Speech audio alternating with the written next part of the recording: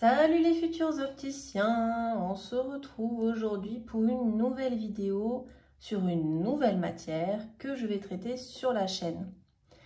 Et cette matière que vous aimez tous, c'est sûr, c'est le TSO. Le TSO, c'est des règles à apprendre, ni plus ni moins. Et ces règles, tu les appliques sur un dessin optique. Qui est censé te faire comprendre le fonctionnement des instruments optiques. Je dis bien censé, parce que en général ça reste flou.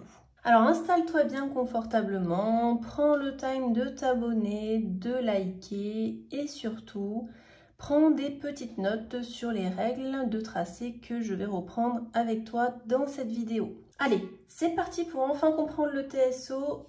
Et on commence par un sujet de BTS, le sujet 2019. Donc pour que la vidéo ne soit pas trop longue, je te laisserai lire la page 2-5 si jamais tu le souhaites. On la relira pour quelques questions, mais on ne va pas la lire au début de l'étude du sujet. On va directement attaquer par les différentes parties. Ok, donc partie A, mise à la vue du frontofocomètre. C'est un frontofocomètre qu'on étudie là. C'est un instrument pour mesurer les verres.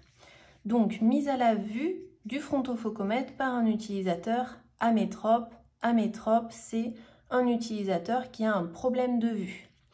Dans un sujet, la première chose que tu fais, c'est que tu décomposes tous les mots parce que tous les mots ont une signification et tous les mots t'aident à faire le sujet. On te donne une échelle, donc fais attention si tu as des cotations à faire à bien appliquer l'échelle.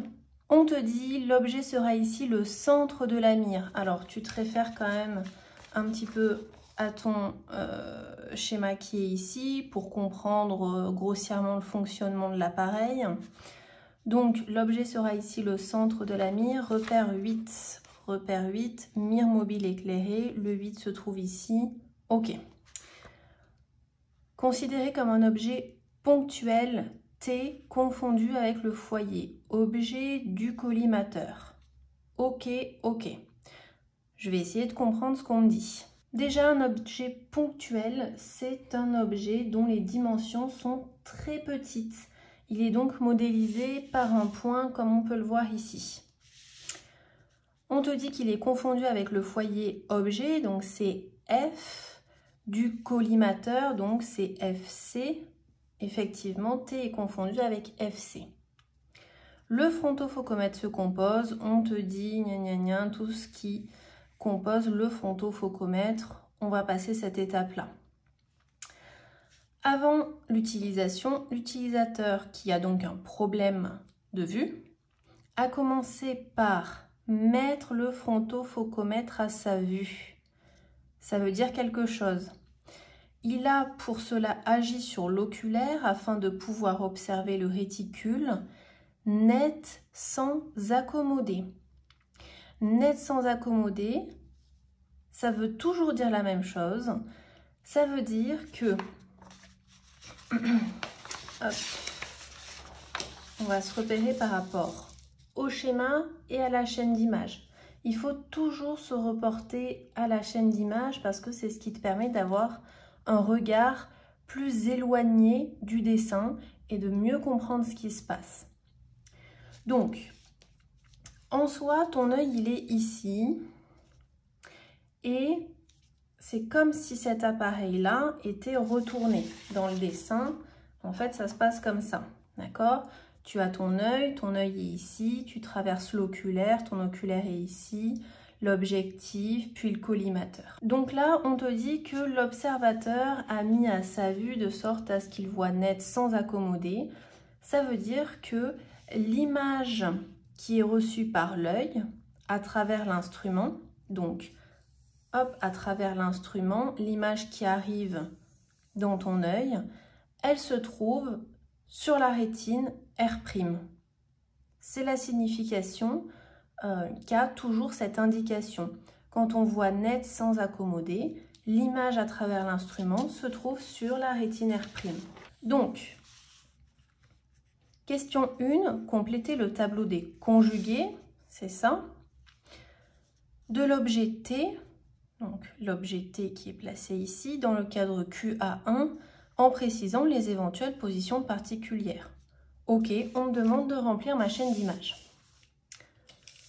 Donc, je regarde un petit peu ce que j'ai déjà sur mon dessin et ce que je peux placer à vue d'œil. T est confondu avec FC. T est confondu avec FC. Ensuite, TC, ok, je ne l'ai pas. TO, je ne l'ai pas. Bon. Maintenant, je vais essayer de déterminer mes positions particulières. J'ai 2 chaînes d'images que je dois connaître par cœur. Je dois connaître par cœur qu'un rayon qui passe par F, le foyer objet, ressort à l'infini. Donc là, je peux déjà mettre infini. Ensuite, un rayon, donc autre rayon particulier que je dois connaître, autre chaîne d'images que je dois connaître, c'est qu'un infini, d'accord, un incident qui est à l'infini doit se trouver en F'. Je traverse l'objectif, on le nommera F'obj ou F'O. Et effectivement, je retrouve un F'O ici. Ensuite, un F' ne donne rien du tout. Donc là, on ne peut pas trouver la position de T' grâce à ce F'O qu'on a trouvé. Comment faire? Quand on est bloqué, on reprend sa consigne parce que l'indication doit sûrement être dans la consigne. Alors, qu'est-ce qu'on me disait? On me disait l'objet sera la mire, considéré comme un objet ponctuel, gna gna gna gna gna. L'utilisateur amétrope a commencé par mettre le frontofocomètre à sa vue. Ah oui, c'est vrai.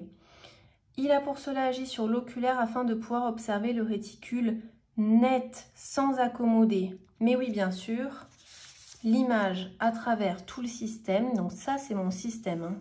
Collimateur objectif oculaire, c'est mon système. C'est mon fronto. Donc l'image à travers le système doit, dans mon œil, atterrir sur ma rétine R'. Et je sais, c'est une règle, le conjugué objet de R', c'est R, le rémotum. Donc j'ai fait ma chaîne d'images. Mais je ne l'ai pas fini. TC est à l'infini sur l'axe. T est sur l'axe, donc à chaque fois les images vont se trouver sur l'axe. On peut aussi dire que F'O est confondu dans le plan du réticule. Donc si on veut, on peut aussi marquer réticule dans le plan. Entre crochets, ça veut dire plan. Ok, donc j'ai fini ma chaîne d'images. Je passe à ma question suivante. Déterminer la position des différentes images de la mire T. Donc ok, il faut que je conjugue tout ça à travers le frontofocomètre. Pour T', ok, donc ça c'est une consigne que je traiterai après. Pour l'instant, je vais déterminer les positions de T à travers le collimateur, puis à travers l'objectif. Et ensuite, je regarderai pour mon T', là, comment je peux faire. Donc, j'ai mon T qui est ici sur l'axe. Je regarde ma chaîne d'images. T est confondu avec FC, il est déjà placé, ok. Je dois traverser le collimateur. Donc, moi, je travaille juste entre la partie collimateur objectif. Donc, je travaille ici. Je veux savoir sur cette partie-là où se trouve TC, l'image de T à travers mon collimateur. Eh bien, on me dit qu'il doit se trouver à l'infini sur l'axe. Ok. Pas besoin de rayon. Donc, infini sur l'axe. Pas besoin de rayon, pourquoi? Parce que T, l'objet, est sur l'axe optique. Donc, on sait que TC suivra l'axe optique. Ensuite, je traverse l'objectif. Ma chaîne d'image m'informe encore une fois. Elle me dit que TO et sur F'O, qui est dans le plan du réticule, F'O, il est placé. Bah, très bien, je mets mon TO ici. Encore une fois, pas besoin de rayon. Ensuite, je dois traverser mon oculaire pour trouver T'. Ah, je me souviens que dans la consigne, on me donnait des indications pour T'. Pour T', vous utiliserez un rayon issu de TO et incident sur LOC au niveau du point d'incidence I. Très bien. Donc, je reprends ma consigne qui me dit d'utiliser un rayon issu de TO incident, donc qui arrive, ça veut dire, sur LOC, la lentille de l'oculaire, ici, d'accord, incident au niveau du point d'incidence I. Très bien, je vais tracer mon rayon. Je trace mon rayon, je le flèche. On n'oublie jamais de flécher ses rayons parce que si on le fait à la fin, en général, on a tendance à oublier. Donc, T', je dois utiliser ce rayon. Pourquoi ils font ça? Bah, tout simplement pour que j'ai une orientation à suivre et que je puisse trouver mon T'. Sinon, il n'y a pas de façon de trouver le T'. Parce qu'il est confondu avec R. R, je ne l'ai pas, donc il faut que j'utilise les rayons. Attention, ça, c'est une règle que tu dois connaître. Quand tu as un rayon qui arrive comme ça, au pif, avec une direction, donc c'est pas un rayon particulier, il passe pas par le foyer objet, il n'est pas parallèle à l'axe optique. Donc là, ce que tu utilises, c'est la méthode des phi et phi'. Comment faire? En fait, tu as ici deux possibilités. Ou tu fais une parallèle. Alors, moi, la précision, ça va pas être ouf, hein, parce que j'ai pas de règle roulante, mais où tu fais une parallèle qui passe par, tu as la chance d'avoir le foyer de l'oculaire. Donc, qui passe par le foyer de l'oculaire, comme ceci. Hop, tu fais une parallèle à ton rayon, tu flèches, et là, tu sais qu'un rayon qui passe par FOC ressort à l'infini. Donc, tu fais ton rayon qui ressort à l'infini, jusqu'à l'œil, hein, bien sûr, parce que c'est une autre partie après, qu'on traitera après. Donc, tu as un rayon qui est parallèle à ta direction donnée, mais toi, tu l'as fait passer par FOC pour pouvoir utiliser ce rayon particulier et sortir à l'infini. Et utiliser ta règle des phi'.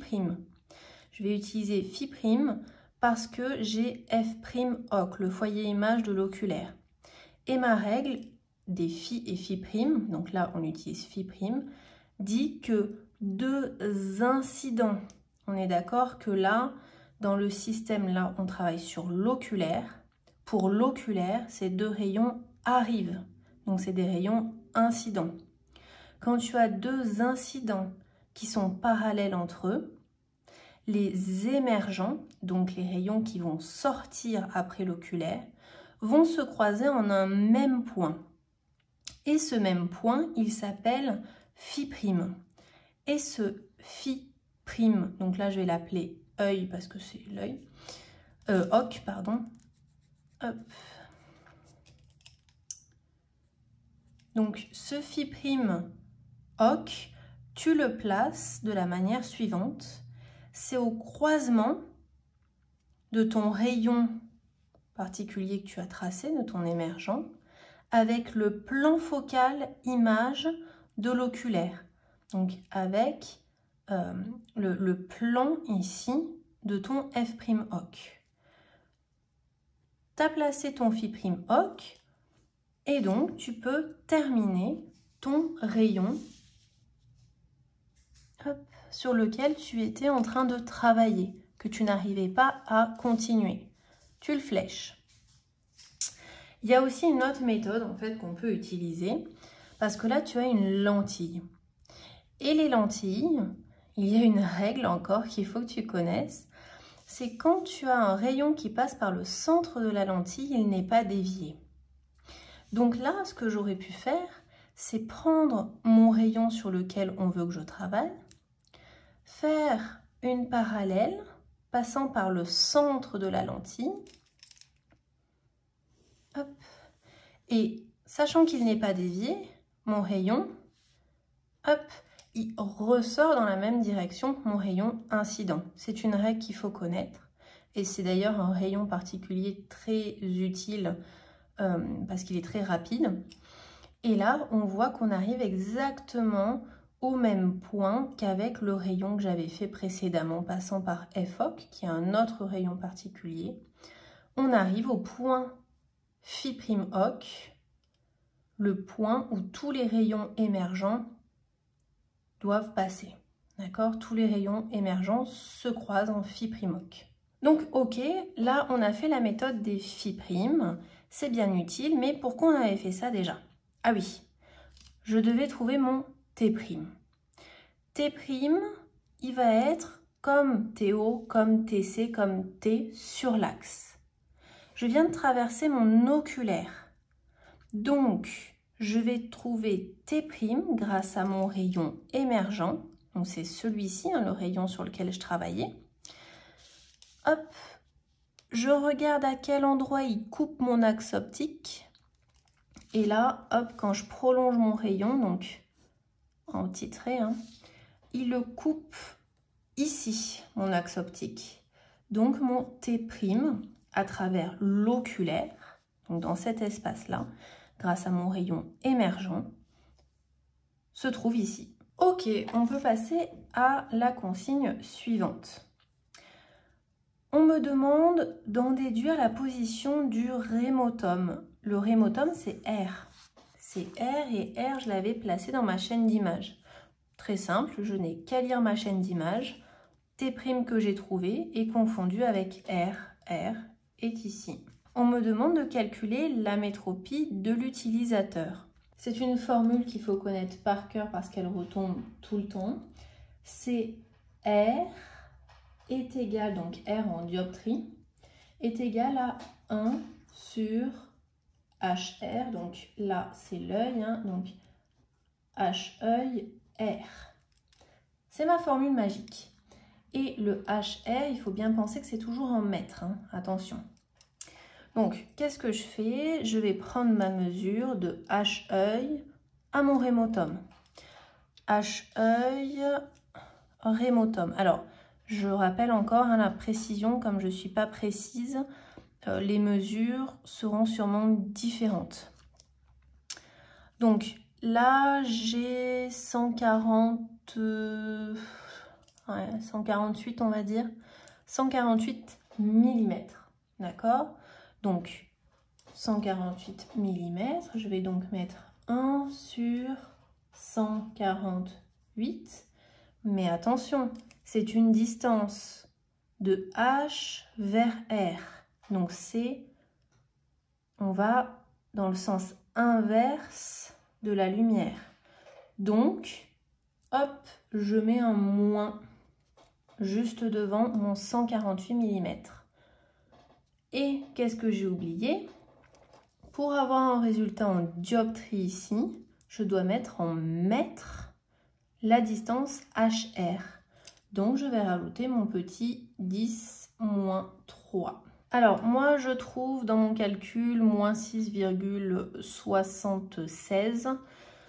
La précision n'est pas très bonne. Normalement, tu dois trouver quelque chose qui s'approche de moins 8, normalement. Moins 8 dioptries. Ok? Donc, tu le notes dans ton résultat. Moi, je ne vais pas le noter là parce que comme c'est imprécis, ça ne sert à rien de noter le résultat. Ça dépendra des mesures de chacun. Donc, c'est tout bon. J'ai répondu à ma question A3 qui était une formule toute bête à savoir. On me demande, en poursuivant à travers l'œil, le rayon utilisé pour déterminer T'. Alors, attends 2 petites secondes, je me remets dedans. Pour déterminer T', j'ai utilisé ce rayon-là. Donc, il faut que je continue ce rayon-là à travers l'œil. Donc, en poursuivant à travers l'œil, le rayon utilisé pour déterminer T', trouver la position de T secondes. En déduire la position de la rétine de l'observateur. Ok, on me demande en fait de trouver l'image de T'. Et bien je continue ce que je faisais tout à l'heure.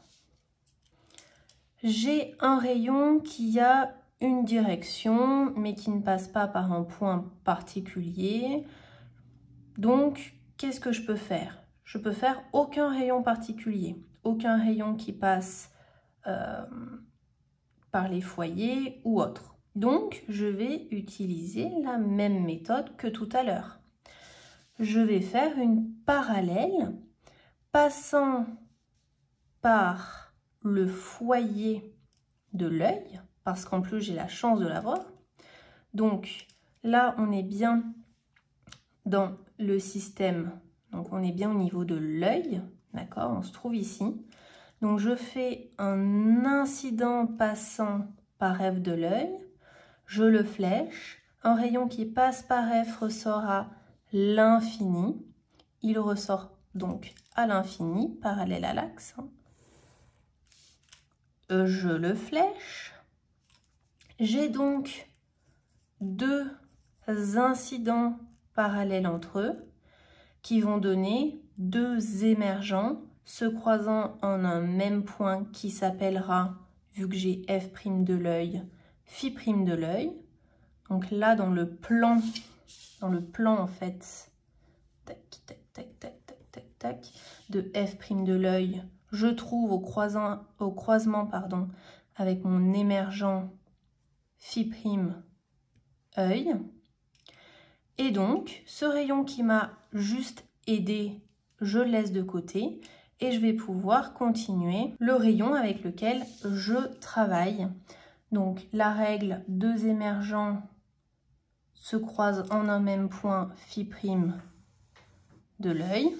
Je flèche mon rayon et j'ai donc fini mon rayon émergent. On me demandait de trouver T secondes. T secondes, donc comme toutes les images précédentes, se trouvera au croisement entre le rayon émergent et l'axe optique. Donc, T secondes se trouve ici. Et on me demandait dans ma question en déduire la position de la rétine de l'observateur. La rétine, c'est R'. R', je l'ai placé précédemment dans ma chaîne d'images. Je n'ai qu'à lire ma chaîne d'images. R' est confondu avec mon T secondes. Et je l'ai placé. Allez, question 5 maintenant, parce qu'on avance trop vite, on est trop fort. On me dit le cône d'appui D. D, c'est sûrement un diaphragme, hein, du coup, sur lequel l'opticien pose le verre et placé entre le collimateur. Attends, je regarde ce qu'on me dit. Est-ce que c'est vrai? Donc, le cône d'appui sur lequel l'opticien pose le verre est placé entre le collimateur, tac, et l'objectif. Ah oui, j'ai D. Ok, et c'est un diaphragme. Tracer le faisceau issu de T est limité par D à travers l'instrument de l'œil. Ok, on me demande de tracer un faisceau. Alors, tracer un faisceau, parfois ça paraît hyper compliqué parce qu'on ne sait pas d'où partir. La méthode la plus simple, c'est de placer sur ta chaîne d'image ton diaphragme. Donc, première chose que tu fais à chaque fois que tu dois tracer un faisceau, donc tu identifies la position de ton diaphragme. Ton diaphragme, il est placé entre le collimateur et l'objectif. Tu vas tout simplement venir faire un point ici. Comme ça, c'est très visuel, c'est plus simple. Ce que tu vas faire, c'est que tu vas suivre à chaque fois les images que tu as trouvées, les images successives. Donc, je pars de mon point, qui est mon diaphragme, et je suis TC. Donc, TC est à l'infini. Donc, ce que je vais faire, c'est que je pars de mon diaphragme et entre mon collimateur et mon objectif, je m'appuie sur mon diaphragme et je suis la direction TC.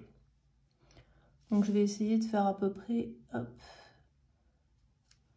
parallèle à l'axe. Donc, là, je fais un trait plein, c'est un rayon, mais entre les plans principaux, attention, c'est les petits points. Tac, je flèche. Là, pareil. J'ai mon rayon et petit trait. Ok. Ensuite, avant mon collimateur, je dois terminer mon faisceau sur T. En fait, c'est le commencement du faisceau, mais vu que tu pars de ton diaphragme, après le collimateur, tu vas en T. Donc, tu prends le bout de ton faisceau, tu vas en T et tu traces ton rayon. Tu fais pareil en haut de l'axe optique, de T jusqu'à l'autre bout de ton faisceau. Et tu flèches. Très bien. Donc j'ai fait mon faisceau avant le collimateur, j'ai fait mon faisceau entre le collimateur et l'objectif. Maintenant je fais après l'objectif. Ah, je dois aller en TO. TO, il est où? Touc, touc, touc, il est là. Donc entre l'objectif et l'oculaire, mon faisceau va sur TO. Donc je reprends le bout de mon faisceau que j'avais arrêté. Hop. Et je vais en TO jusqu'à mon oculaire. Attention, hein, je m'arrête bien à mon oculaire. Je flèche pour ne pas oublier de le faire. Je reprends mon bout de mon faisceau. Je vais en TO, je m'arrête à mon oculaire, je flèche. Ensuite, après mon oculaire, donc entre l'oculaire et l'œil, je dois suivre T'.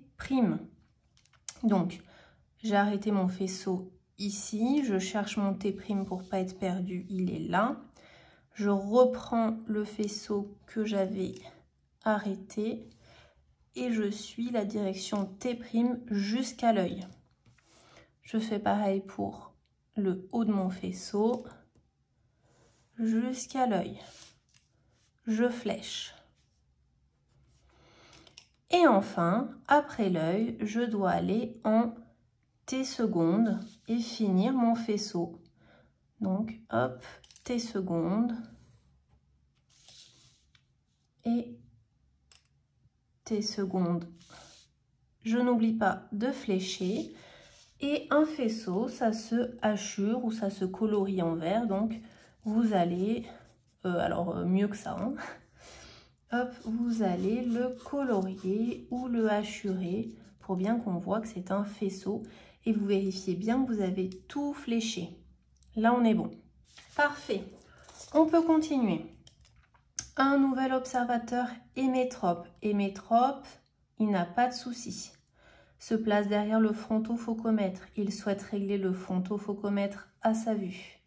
Cela lui permettra d'observer le réticule net sans accommoder.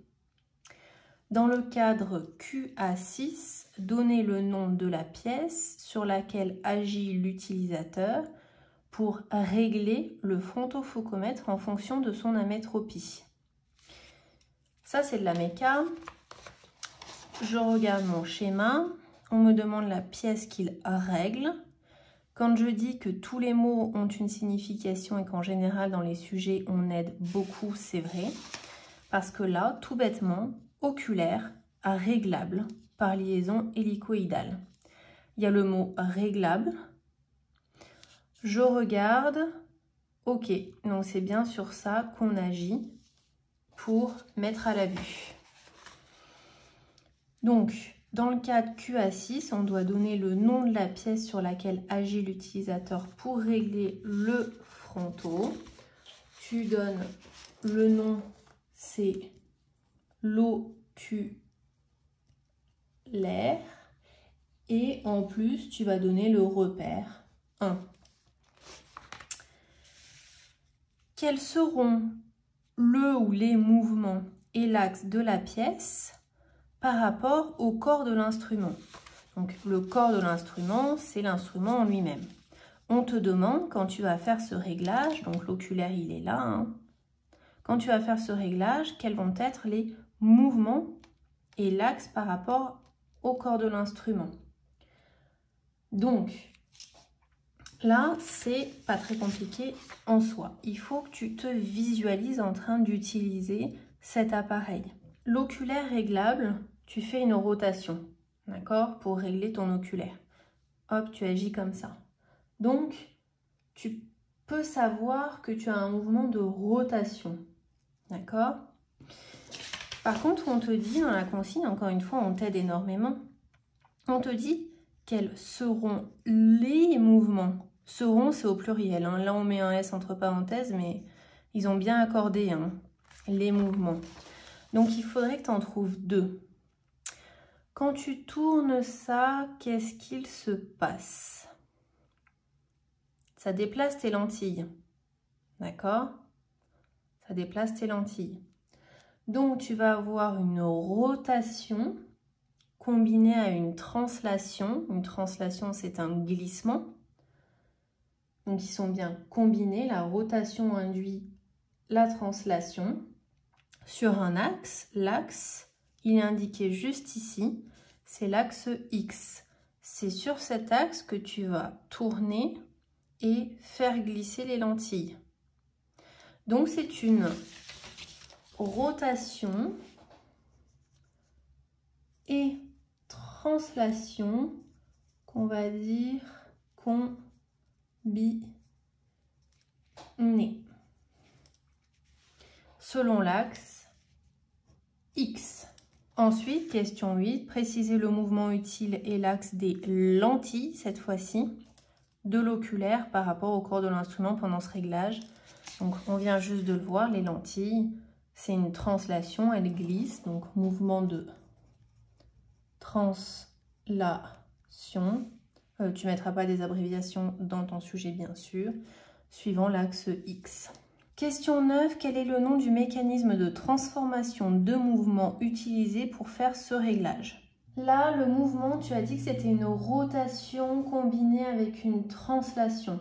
Un des systèmes les plus utilisés, c'est le système de vis-écrou.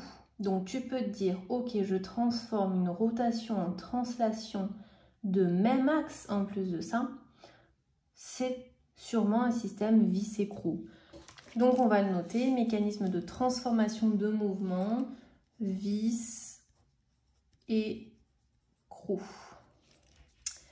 Ok, et enfin, la question 10, côté le déplacement de l'oculaire pour effectuer ce réglage. Donc, il faut comprendre que le dessin qu'on a ici, il est pour une personne qui est amétrope, donc qui a un défaut visuel. Il a donc réglé le système de sorte à compenser ce défaut pour qu'il voit net sur la rétine. Moi, je suis une personne hémétrope, j'ai aucun problème. Du coup, il m'a tout déréglé l'appareil. Et moi, je veux le re-régler de sorte à ce que les foyers soient confondus. Foyer de l'oculaire, donc foyer objet de l'oculaire, soit confondu avec mon foyer image de l'objectif. Donc, c'est cette distance-là que je cote quand j'effectue mon réglage pour le remettre à ma vue. Mais attention, quand on cote, donc on fait un trait, on fait nos flèches proprement, et on doit donner ici la mesure réelle quand on cote. Sauf que là, on est d'accord qu'on nous donnait une échelle axiale de 3,5. Donc c'est axial que j'utilise parce que c'est sur l'axe, hein, la mesure que j'utilise là, c'est horizontale et pas verticale. Donc c'est échelle axiale que je vais appliquer, c'est donc 3,5. Et pour appliquer une échelle, quand je dois donner la taille réelle, je vais diviser la mesure que j'ai sur mon dessin. Donc je vais faire, là j'ai à peu près donc 10 mm. Donc je vais faire 10 divisé par mon échelle, donc divisé par 3,5. Ce qui me donne 6,7 mm. Et je ne rajoute pas millimètres. On sait que c'est en millimètres, c'est une convention. Allez, on passe à la partie B, mesure de la divergence d'un verre à travers le frontofocomètre. On a encore une échelle, on fera attention au cas où. Un verre a maintenant été placé sur le cône d'appui du frontofocomètre. Le frontofocomètre est réglé pour ce verre. Ok, on me dit réglé pour ce verre. C'est le même délire qu'en haut, d'accord? Ça veut dire que l'image va se trouver donc, hop, à travers l'objectif. L'image va être sur F'O, sur le réticule. Le système est composé du collimateur, du verre à mesurer, de foyer FV et F'V inconnus. Ah oui, on n'a pas dessiné le verre, je ne sais pas s'il est convexe ou concave, donc on va potentiellement me demander de les trouver. De l'objectif et du réticule placé dans le plan focal image de l'objectif F'O.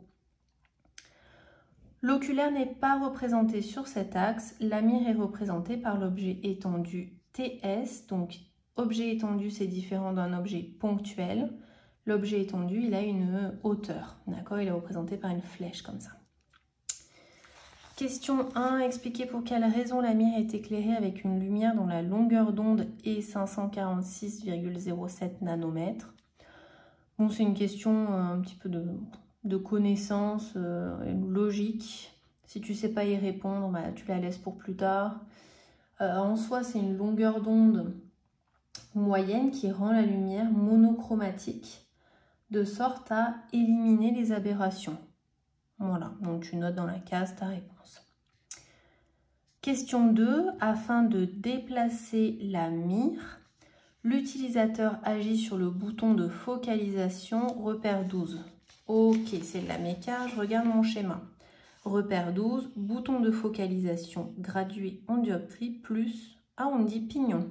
Je note dans ma tête, c'est une indication. Donc, mon bouton de focalisation, il se trouve là, c'est le repère 12. On a fait une petite section pour me montrer un peu plus en détail son fonctionnement. Donc, l'utilisateur agit sur le bouton de focalisation. Déterminer le mouvement et l'axe de ce bouton par rapport au corps de l'instrument. Bon, c'est un bouton ça se tourne, c'est donc une rotation. Rotation. Quel est l'axe par rapport au corps de l'instrument? Le corps de l'instrument, c'est ça. Le bouton, il est comme ça. On me dit que c'est l'axe Z. Bah, je ne vais pas m'embêter plus longtemps. Z. Allez, question 3. Quel est le nom du mécanisme de transformation de mouvement permettant le déplacement de la mire? Indiquez le repère des pièces. Allez, je regarde mon schéma. Tout à l'heure, on m'a indiqué qu'il y avait pignon. Ok. En tête, j'ai un système qui s'appelle pignon crémaillère. Donc, je vais analyser un petit peu ce que j'ai autour de ma mire. Ma mire, c'est le 8. D'accord? Donc, le 9, c'est une lumière, on s'en fout. Le 11, oh, on me dit que c'est une crémaillère. J'ai un système pignon crémaillère. J'analyse quand même mon dessin pour vérifier que je ne me suis pas plantée. Ça, c'est mon pignon. Ça, je vois bien que c'est ma crémaillère. J'ai ma mire là. Le fait de tourner mon pignon, c'est un système de roue dentée. Ça va faire bouger ma mire.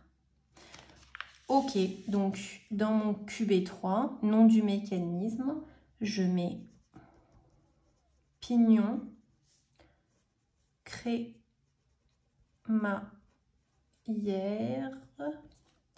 et je vais juste mettre mes repères en dessous. La crémaillère, c'est le 11, le pignon, c'est le 12. Et j'ai répondu à ma question. Compléter le tableau des conjugués, on repart sur le TSO, donc on me demande de compléter le tableau des conjugués de la mire TS en précisant les éventuelles positions particulières. Allez, donc je vais remplir ma chaîne d'images. Donc déjà, qu'est-ce que je vois? TS, il n'est pas confondu avec un foyer ou autre, je ne peux rien mettre. TCSC, y est pas. TVSV, non. F'O, non. Ok, je suis bloquée. Je reprends ma consigne. On m'avait dit que le frontofocomètre était réglé pour ce verre. Ok. Donc ça veut dire que l'image à travers l'instrument doit se trouver sur le réticule, d'accord, pour que ce soit net. Donc je vais mettre mon plan du réticule et je vais mettre mon plan de F'O, car ils sont confondus. Je vais donc pouvoir compléter ma chaîne d'images en rebroussant chemin. Quand l'image passe par F'O, ça veut dire qu'au niveau objet, j'ai l'infini. F'O donne l'infini. On est dans des plans là, donc du coup tu mets l'infini entre crochets. Un infini côté émergent, quand je conjugue à travers le verre, ça donne F. Je traverse le verre, FV. Et FV à travers le collimateur, ça donne rien du tout. Je ne peux pas trouver la position de TS. Je rajoute mes petits crochets sur FV, parce que c'est un objet étendu. Là, hop, on est sur des plantes partout. Et ma chaîne d'image est complétée. Donc, hop,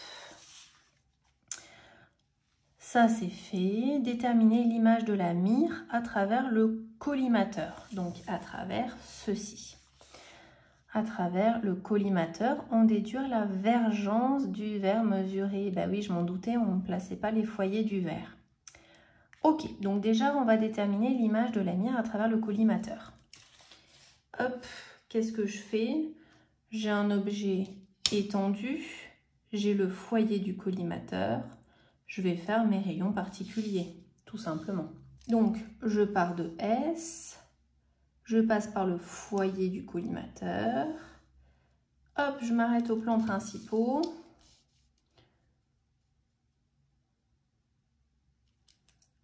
pointillé entre mes plans principaux, et je ressors à l'infini, donc parallèle à mon axe optique, juste après mon collimateur, et je m'arrête au vert parce qu'après c'est une autre partie qu'on traitera. D'accord? Donc là j'ai un rayon particulier, un rayon qui passe par F, ressort à l'infini. Un rayon incident qui est à l'infini, touc touc touc, pointillé entre les plans principaux, ressort en F'. Et là j'ai la chance en plus d'avoir le F'. Tac. Qu'est-ce qu'on a là? On a une lentille, un rayon qui passe par le centre d'une lentille, n'est pas dévié. Je peux me permettre de le continuer jusqu'à l'objectif. Je peux le flécher, je flèche, je flèche. J'ai donc mes deux rayons particuliers. Et on me demandait de trouver l'image de TS à travers le collimateur. Eh bien, c'est au croisement des deux émergents. D'accord? Donc, nous, on travaille entre le collimateur et le verre pour trouver TC, SC. Là, j'ai mon verre. Ce rayon a le droit de continuer en réel parce qu'il n'est pas dévié, c'est une règle. Celui-là, non. Donc, si je veux le continuer pour trouver la position de mon image de TS, je dois le faire en tiré car il est virtuel. Je le continue. Celui-ci, je peux le continuer après l'objectif en pointillé seulement. Hop. Et ici, en ce point, je vais avoir SC. Pourquoi SC et pas TC? Parce que T, il est sur l'axe, S, il est hors axe. Donc là, c'est bien le SC. Et hop, je fais une perpendiculaire. Je rejoins mon axe optique. Hop. On est d'accord qu'il est bien sûr virtuel, hein, puisqu'il n'est pas dans le milieu où on l'attendait. Il n'est pas entre le collimateur et le verre, collimateur et verre, donc il est virtuel. Je vous rappelle que j'ai un manque de précision hein, parce que j'ai pas de règle roulante. Donc si vous le trouvez après ou autre, tant que vous avez utilisé la bonne méthode, c'est le principal. Donc j'ai trouvé TCSC. On me demandait quoi déjà?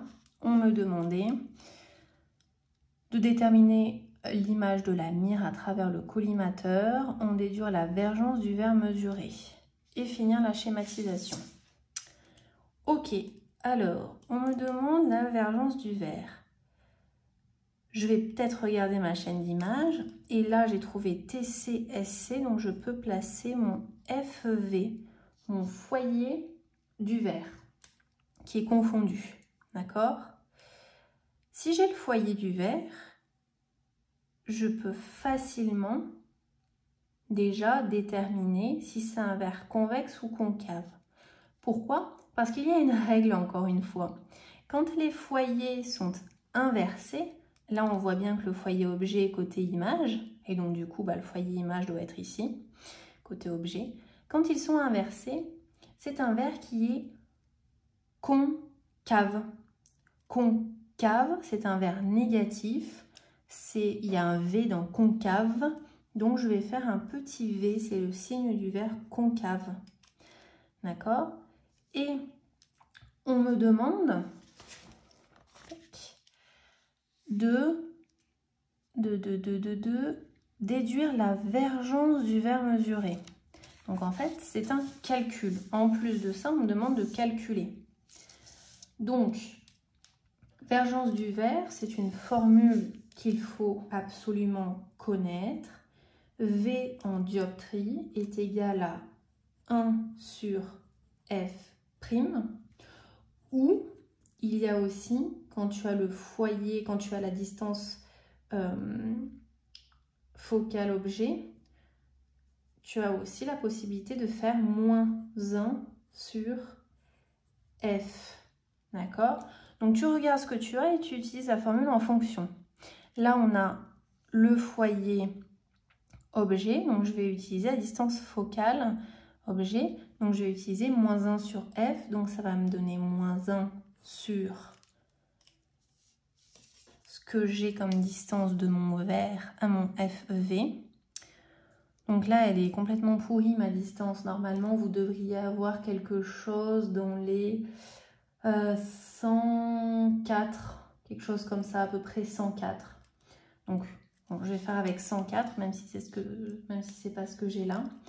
Donc, plus 104. Pourquoi plus? Parce qu'on va bien dans la direction de la lumière, d'accord? Donc, ma direction, elle est bien de gauche à droite. Je vais donc dans le sens positif. Donc, on a du moins 1 sur plus 0,4. Ça, attention, à bien me le mettre en mètres, comme tout à l'heure, d'accord? Donc, 104, 10, moins 3. Et je trouve quelque chose approximativement comme ça, moins 9,62 dioptries. Ok? Donc, vous notez votre valeur. Si elle correspond à peu près à ça, c'est OK. Donc voilà, au final, on ne me l'avait pas demandé, mais moi, j'ai les connaissances et je sais que si les foyers sont inversés, c'est un verre qui est concave. Donc déjà, j'avais cette indication-là. J'ai pu mettre l'indication sur mon verre. Et en plus, quand j'ai fait le calcul, effectivement, on est bien sur un résultat qui est négatif, moins 9 quelque chose. Donc, on a bien raisonné. Ensuite, on me demande de construire l'image de la mire à travers le verre, puis l'objectif. Ok, donc, moi, j'en étais arrêtée à TCSC. Donc, entre le collimateur et le verre. Mais j'avais un rayon là qui m'a permis de passer par le centre de la lentille. Et donc, du coup, mon rayon n'était pas dévié. Donc, au final, j'ai aussi trouvé, sachant que TVSV est à l'infini, J'ai aussi trouvé indirectement, entre le vert et l'objectif, l'image de TC-SC. TV, il est à l'infini sur l'axe, et SV, vu qu'il a une hauteur, il suit ce rayon-là, hein, donc SV infini suivant le rayon. Ensuite, on me demande de trouver TO-SO à travers l'objectif. J'utilise la magnifique règle de quand je passe par le centre d'une lentille, mon rayon n'est pas dévié. J'ai déjà là un rayon qui n'est pas dévié. Je fais une petite parallèle à ce rayon. Direction reste la même. Je vais venir tracer mon rayon qui s'arrête au niveau du réticule. D'accord? Parce que à l'endroit où mon rayon émergent, donc le rayon qui sort de l'objectif, croise le plan de F'O, le plan du réticule, ça va me donner ici mon image TO-SO. Et comme précédemment, T, il est sur l'axe, donc TO, il est ici. Et j'ai ma hauteur, j'ai mon SO qui se trouve là au niveau où mon rayon émergent a tapé le réticule.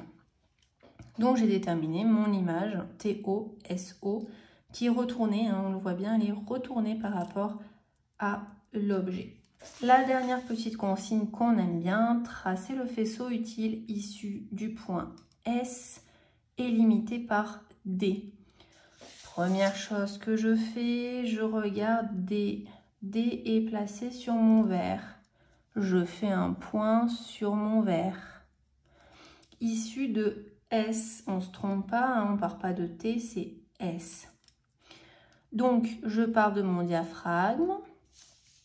D'accord, je pars de mon diaphragme.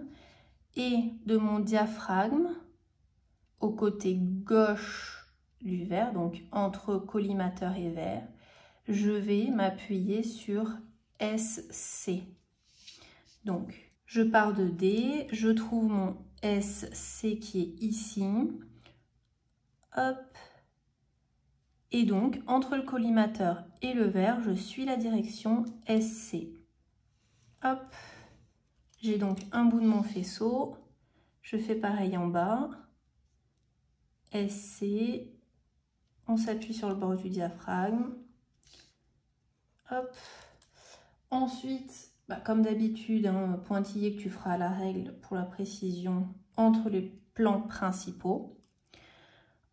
Ensuite, du côté gauche de mon collimateur, mon faisceau commence en s'appuyant sur S. Donc, hop, je pars de S et je viens jusqu'à mon faisceau. Pareil, en haut, S, bord du faisceau, hop, je trace et je flèche. Ok, je repars de mon diaphragme et entre mon verre et mon objectif, je dois suivre SV. Je pars de mon diaphragme, SV il est à l'infini, il a cette direction, je fais une parallèle et entre mon verre et mon objectif, entre le verre et l'objectif, mon faisceau suit cette direction. Exactement pareil en bas. On essaie de pas trop se tromper hein, avec tous les rayons qu'on a fait. Et je flèche. Et enfin, après mon objectif, mon faisceau doit se finir en SO. SO est ici. Donc, hop, je finis mon faisceau.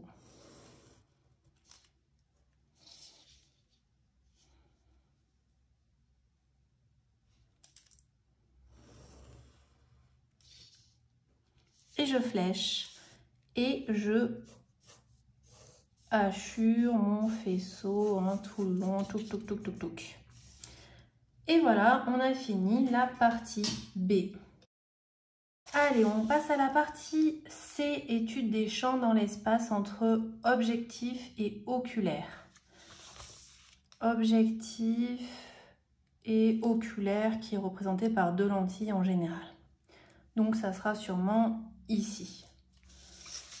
Ok, j'ai une échelle. L'oculaire est représenté par 2 lentilles minces, L1 et L2. Un diaphragme D1 est placé sur la lentille 1. Le cône d'appui situé en avant de l'objectif D participe également à l'étude des champs. L'étude des champs se fera dans l'espace entre objectif et oculaire. Donc c'est bien cet espace-là. Moi je sais que j'aime bien pour me repérer faire ça. Après tu l'effaces, hein, mais au moins tu sais où tu dois étudier tes champs. Le plan des champs sera donc le plan du réticule. On te le donne, nickel, pas besoin de réfléchir. Par contre, déjà dans ta tête, tu dois te dire ça c'est pas bon parce que ce diaphragme, ok, il est sur une lentille, donc il appartient au milieu d'études. Par contre, celui-ci, il est hors milieu d'études, donc tu vas sûrement devoir le conjuguer. Ok, tu lis ta consigne et bim, conjuguer le diaphragme D dans l'espace de travail. Le nommer, d'O, puis déterminer la pupille, PI. Ok, effectivement, comme on s'en était douté, on doit conjuguer ce diaphragme. Pour conjuguer le diaphragme, c'est pas compliqué, on utilise les rayons particuliers et on s'appuie sur un bord du diaphragme. Mon premier rayon particulier, ça sera le rayon le plus simple, celui qui passe par le centre de la lentille.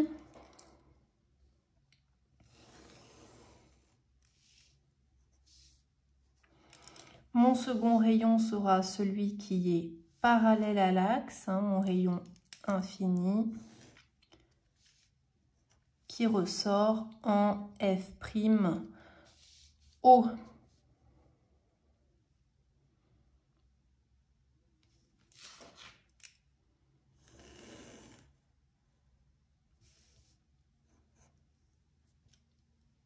On est d'accord qu'il faut que je prolonge mes rayons émergents pour pouvoir trouver mon diaphragme conjugué.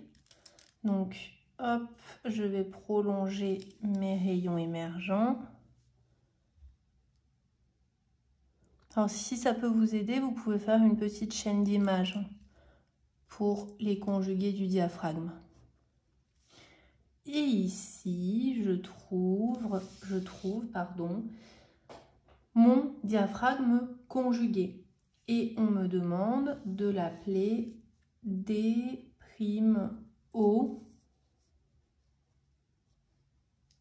Donc là, j'ai qu'un point. Je vais continuer mon diaphragme. Donc, il est conjugué, il est virtuel. Je prends ma mesure de l'ouverture de mon diaphragme. J'ai à peu près 5. Donc, je vais faire l'autre bout ici. Et voilà, j'ai conjugué mon diaphragme. On me demandait aussi de trouver ma pupille. Pour trouver la pupille, c'est très simple. On se met au centre de notre plan des champs. On met notre règle au centre du plan des champs et on vient l'incliner le plus possible jusqu'à ce qu'un élément, donc un diaphragme ou une monture de lentilles, empêche une inclinaison plus importante. Donc je me place au milieu du plan des champs, j'incline, j'incline, j'incline. Le D ne fait absolument plus partie de notre étude, sachant qu'on l'a conjugué. D'accord? Il n'était pas dans le bon, l'espace d'étude, le bon espace d'étude. Donc, on l'a conjugué pour n'utiliser plus que celui-là. Donc, lui, on peut le traverser, on s'en fout, hein, il n'existe plus. Donc le premier qui tape, c'est ma pupille. Touk touk touk, ok. Donc c'est d'O. D'O, c'est ma pupille. Et quand on détermine la pupille, cet angle d'inclinaison, hop, il a un nom. Cet angle, hop, on le nomme alpha mini. Et je vais pouvoir ici mettre ma pupille qui veulent que je nomme PI. D'accord? Donc ma pupille, c'est mon diaphragme d'O. Ensuite, on me demande de déterminer le demi-champ de pleine lumière PLO sur la partie supérieure de l'axe optique. Quand on me donne des consignes, il faut les appliquer. Alors, on ne fait pas sur la partie inférieure, mais bien sur la partie supérieure. Donc, pour déterminer le demi-champ de pleine lumière, on part d'un des bords de la pupille. Ma pupille, c'est ce diaphragme-là. Donc, je pars d'un des bords de la pupille et je vais tracer le rayon qui traverse tout le système et qui bute sur un diaphragme. D'accord? Donc, je vais tester. Si je pars de ce bord de la pupille-là et que je viens buter sur ce diaphragme, c'est mort, sur mon plan des champs, ça sera en bas et on m'a demandé que l'étude se fasse en haut. Ok. Si je pars de ce bord-là et que je vais buter ici, d'accord, je vais mettre un trait, ça peut être cet endroit-là. Si je viens de ce bord jusqu'au bord de mon diaphragme D1, c'est mort, c'est en bas. Si je vais du bord de ma pupille jusqu'au diaphragme D1, ça fonctionne. Je mets un deuxième trait. Donc, mon demi-champ pleine lumière peut être ici ou ici. Comment savoir lequel est le bon? Eh bien, c'est très simple. On va regarder avec un rayon de vérification. Le rayon de vérification, tu pars d'un point que tu penses être le demi-champ de pleine lumière et tu vas essayer de couvrir le second bord de la pupille sans être arrêté par un diaphragme. Donc là, celui-ci, je l'ai tracé comme ça. Ok. Donc du coup, je vais essayer de prendre l'autre bord de ma pupille. Ah, effectivement, ça fonctionne, je ne suis pas arrêtée par un diaphragme. Donc logiquement, l'autre point, il va foirer.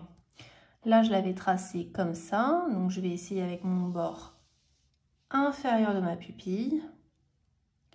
Effectivement, je ne passe pas dans le diaphragme, je suis bloquée.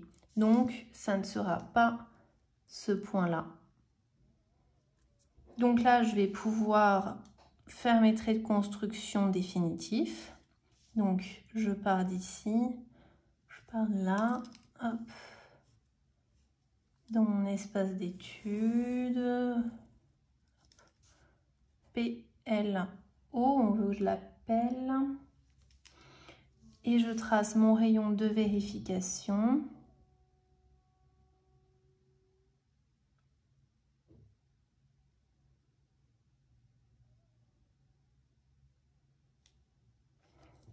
Qui s'appuie ici. Et là, hop, mon rayon de vérification pour qu'il voit bien que j'ai compris. Et bien voilà, on a fini la question 2. La question 3, tracer le champ en vue de droite, le colorier. Bon, pas très compliqué. Là, j'ai mon demi-champ de pleine lumière. Je viens le reporter sur ma vue de droite. Donc, je viens faire à peu près comme ça. Donc, vous faites parallèle à l'axe, optique, etc. Hein. On cherche la précision maximale. Moi, je le reporte grossièrement, donc comme ceci. Il va se trouver là. Hein. C'est ce point-là que je reporte sur ma mire. Là. PLO. Avec un compas, tu vas venir faire... Hop, donc tu pointes ton compas ici et tu vas tracer le champ de pleine lumière, je le fais à la va-vite, tu le colories et c'est fini. Ensuite, on te dit la mire représentée en vue de droite, ici, par un cercle, est-elle éclairée uniformément? Justifié. Alors, franchement, il ne faut pas être con, hein. Pour voir que ton champ de pleine lumière, donc l'éclairage à 100%, se situe là. Ta mire est plus grosse, tu as un espace là, d'accord? Donc non, ta mire n'est pas éclairée uniformément et totalement à 100%, puisque ton pleine lumière n'éclaire que cette partie-là, d'accord? Donc, elle n'est pas éclairée uniformément car les bords ne sont pas dans le pleine lumière, ne sont pas éclairés à 100%. C'est la réponse que tu pourras noter ici. Et ensuite, on me dit qu'on souhaite modifier l'éclairement de la mire. Pour cela, on désire changer la taille de D sans modifier sa position, afin que le bord inférieur de la mire, représenté par le point M sur le réticule, donc c'est ici, correspondent au nouveau bord du champ de pleine lumière CPL2 qu'ils ont reporté là. Ok, donc touc. En fait, ils veulent juste qu'on éclaire la mire. Je dois construire la nouvelle taille de PIM, donc le nouveau diaphragme, la nouvelle pupille, pour satisfaire cette condition. Bon, alors, c'est pas compliqué, on va faire le chemin inverse et ils m'ont déjà mâché le travail. J'ai CPL2, donc mon champ de pleine lumière numéro 2, qui est bien placé pour que ma mire soit éclairée à 100%. Je dois juste trouver ma pupille. Tout à l'heure, pour trouver mon PLO, je me suis appuyée sur un bord de la pupille jusqu'à être bloquée par le diaphragme. Là, je vais faire pareil. Je prends mon CPL, vu que je n'ai pas à le trouver et qu'il est déjà trouvé. Je m'appuie sur un bord du diaphragme. Hop. Et donc, du coup, inversement à tout à l'heure, je ne trouve pas le CPL, mais je trouve ma pupille. Hop. Je trace mon rayon. Et on m'a dit qu'on voulait que le diaphragme se trouve à la même position. La position, c'était celle-ci, hein. Des primes O se trouvaient ici. Donc, du coup, tac, à ce niveau-là, j'ai mon PIM. Hop, et donc, du coup, je peux là représenter. Donc là, j'ai à peu près, on va dire, 12 mm que je reporte là. 12, hop, hop, hop. Et voilà, j'ai ma nouvelle pupille pour que ma mire soit éclairée à 100%. Petite chose en plus qu'on ne nous demande pas dans la consigne, mais je vais le faire en plus. La lucarne, pour déterminer la lucarne, tu vas te placer au centre de la pupille. Donc, elle était là, la pupille. Et tu vas incliner ta règle jusqu'à ce qu'elle bute sur un diaphragme. Bon, là, tu n'en as qu'un, alors c'est pas bien compliqué, hein. Mais jusqu'à ce qu'elle bute sur un diaphragme. Et le premier diaphragme où elle bute, c'est ta lucarne. Allez, the last part. La partie D, du coup, c'est l'étude d'un verre décentré. Donc, décentré, ça veut dire que tu vas avoir deux axes optiques. On a encore une échelle. On nous dit, on place cette fois-ci un verre convergent dans le frontofocomètre. Il est représenté par une lentille mince V. Fais voir un peu ça. Ok, c'est bien un verre convergent représenté par V. Ok. Le frontofocomètre est réglé pour ce verre, encore et toujours cette même phrase magique qui va nous aider à faire notre chaîne d'images. Celui-ci est bloqué, mais il a été décentré verticalement par l'opticien. D'accord? C'est pour ça qu'on a deux axes optiques. On distingue donc deux axes optiques différents. L'axe du frontofocomètre qui représente l'axe de l'instrument et l'axe du verre. On ne tiendra compte dans cette partie que du centre de la mire représenté par le point T. Complétez la chaîne d'images des conjugués, enfin la chaîne des conjugués, la chaîne d'images, en précisant les éventuelles positions particulières. Ok, d'accord. Donc là, j'ai compris un peu la leçon. On me dit que le fronto est réglé pour ce verre. Ça veut dire qu'à travers l'objectif, l'image doit tomber sur F'(O). Touk touk, F'(O). D'accord?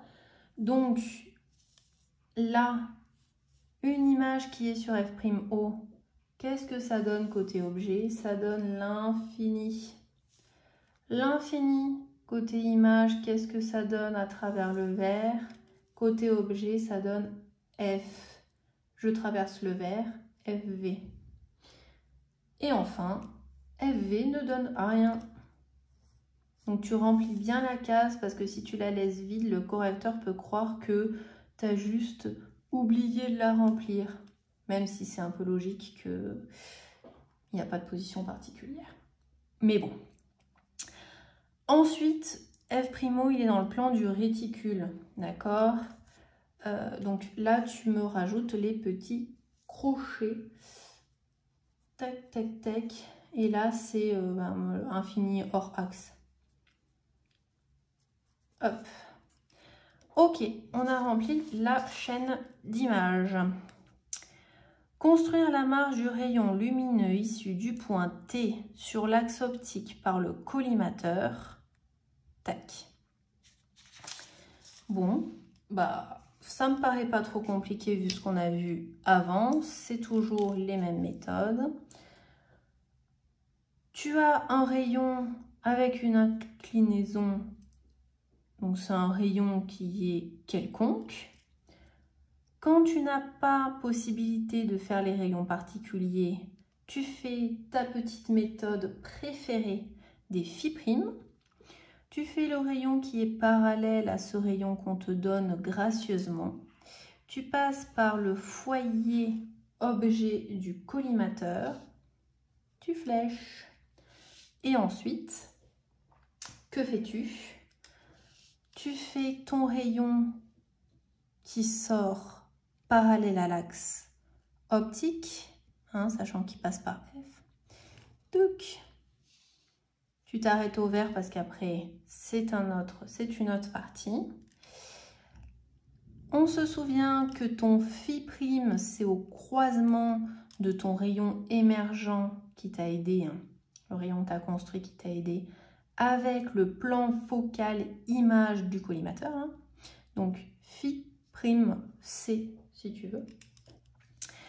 Et magique, tu peux enfin finir ton petit rayon qu'on te donnait.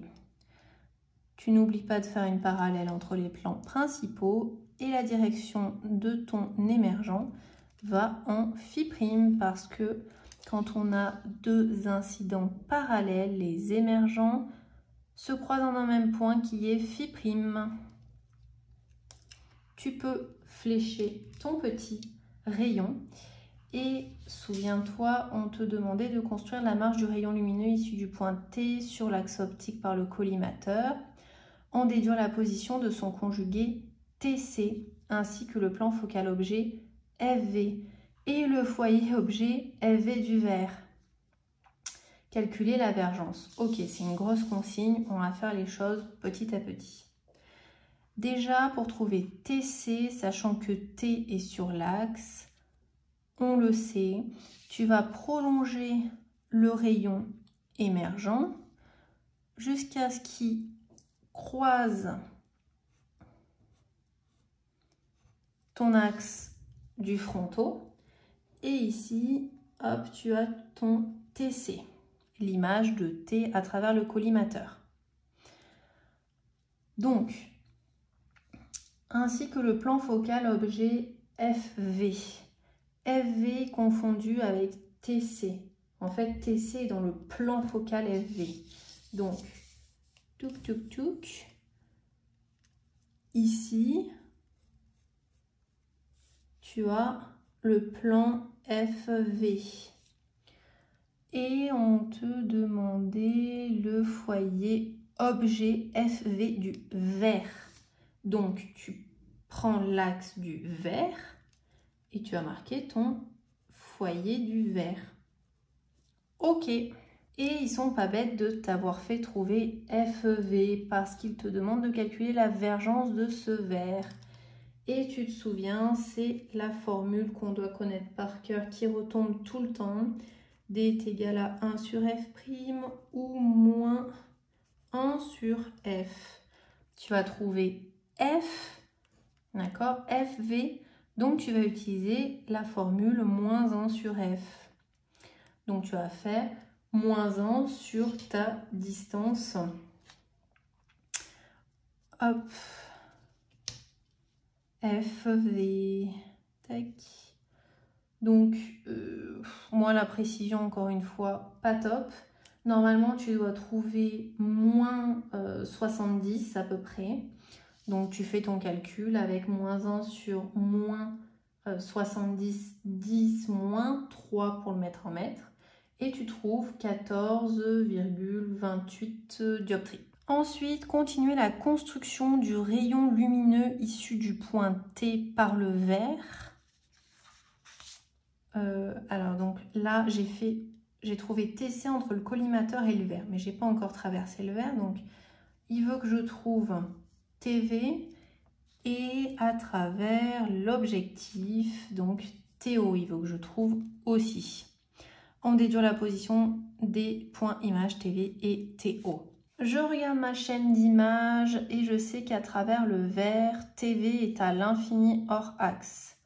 Bah, c'est pas très compliqué, je vais faire un rayon partant de TC du coup, et le rayon le plus simple, il passe par le centre du vert.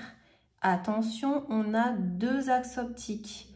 On passe bien par le centre optique correspondant, d'accord? Je passe pas ici, je passe bien, hop, au niveau de l'axe optique correspondant, donc du vert.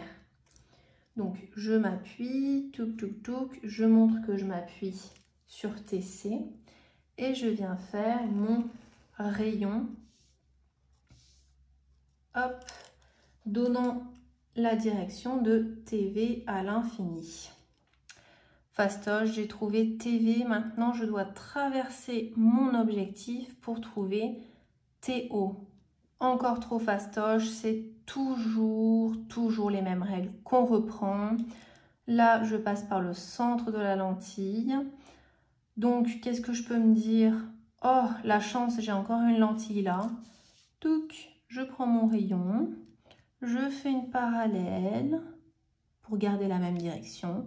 Je passe par le centre optique de l'objectif. Donc, je prends bien l'axe du frontofocomètre. Je fais mon rayon qui n'est pas dévié et qui passe par le centre de l'objectif. Je le flèche et pour trouver TO, je sais qu'il est dans le plan de F'O, donc dans le plan du réticule. Donc TO sera au niveau du croisement entre le rayon émergent, donc sortant de l'objectif, et le fameux plan F'O. D'accord? C'est ma chaîne d'image qui me le dit, ni plus ni moins. Donc je sais que mon TO va se trouver ici. Allez, jusque-là, c'est hyper fastoche cette partie-là et elle continue d'être fastoche parce qu'on me demande de reporter le point image TO trouvé en vue de gauche sur le réticule proposé. Et on me donne des points en plus pour ça. Alors, je prends mon TO et oh là là, trop compliqué. Je vais le reporter sur mon réticule. Alors, je sais qu'il doit être là, hein, la précision, encore une fois. La précision, je n'ai de cesse de le répéter. Donc, ton TO, il est censé être là, d'accord? Donc, tu en tiendras compte. Hein.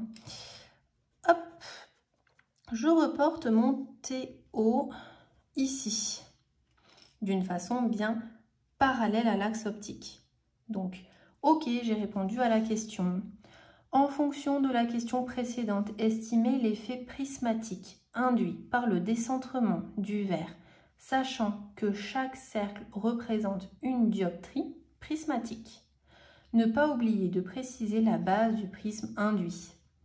Ils sont magiques, ils te disent tout. Quand tu es en cours d'atelier, tu travailles avec le fronto et tu connais ce réticule. Tu sais d'ailleurs qu'un cercle est égal à une dioptrie prismatique. Donc, qu'est-ce que tu fais? Tu comptes 1, 2, 3, 4, 5. Ok, je vais remplir ma case. J'ai 5 dioptries. Et on te rappelle qu'il ne faut pas que tu oublies la base. Base 270. Ok, dans le cadre QD6, calculez le décentrement du verre. Sachant que l'effet prismatique est donné par la règle de Prentice suivante. On te rappelle la règle de Prentice quand même. Donc ça, c'est top. E, dioptrie. Décentrement en centimètres fois vergence en dioptrie. On te demande de calculer le décentrement. Bon, ils sont pas cool quand même, il faut que tu fasses une petite équation. Bon, bah tu vas dire que ton décentrement est égal à, hop, tu passes de l'autre côté, E dioptrie, vergence. Tout simplement, c'est ta formule. Tu remplaces par tes données, bien évidemment. Tu as trouvé que l'effet prismatique était de 5 sur vergence. Tu mets tout simplement 14, tu l'avais calculé ici. Tu trouves 0,3 cm. Et enfin, quel devrait être le mouvement et l'axe du verre afin que celui-ci soit parfaitement centré? Remets-toi dans tes cours d'atelier, c'est facile. Là, il est décentré à ce niveau-là. Qu'est-ce que tu veux? Tu veux le remonter. Donc, ce que tu vas faire, c'est un mouvement qui glisse. En méca, le nom de ce mouvement, c'est une translation. Donc, tu vas effectuer une translation sur l'axe Y. Voilà, cette vidéo est maintenant terminée. Alors, je sais qu'elle est un peu longue, mais elle est très utile. Pour réviser ton BTS, fais des sujets et des sujets parce qu'il n'y a que comme ça que tu te rentreras dans la tête la méthode en fait qu'ils veulent que tu aies le jour du BTS. Donc, pas besoin de refaire tes exercices que tu as fait en cours. Bosse des sujets et garde juste tes cours à côté de toi de sorte à ce que ça te les rappelle à chaque fois et que ça t'aide aussi pour faire le sujet. Mais à peu près 2 ou 1 mois avant ton BTS, essaie de supprimer tes cours qui ne soient plus à côté de toi pour faire vraiment appel à ta mémoire et travailler toutes les règles que tu as en tête pour savoir si le jour J, tu seras capable de les appliquer ou si tu devras sortir tes cours que tu n'auras pas. Et comme je vous aime beaucoup et que j'essaie de vous faciliter la tâche au maximum et de vous faire gagner du temps, je t'ai fait une petite fiche de révision qui récapitule en fait toutes les connaissances que tu dois avoir pour effectuer le sujet 2019. Donc, tu as quelques petits rappels de vocabulaire, quelques rappels sur les formules très importantes qu'il faut que tu connaisses le jour J. Et tu as aussi quelques petits rappels sur la schématisation et les rayons particuliers. J'espère que cette vidéo t'aura plu. Like, abonne-toi et surtout donne un max pour tes révisions car le BTS approche pour certains. Allez, force à toi, futur opticien.